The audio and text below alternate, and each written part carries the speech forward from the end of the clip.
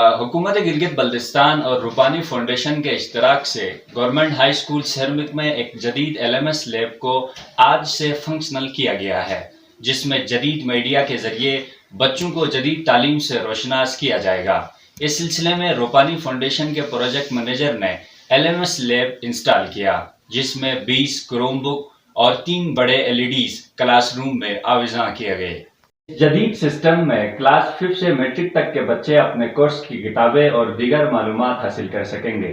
یہ پروجیکٹ گلگت بلتستان کے 34 high school میں قائم کیا گیا ہے۔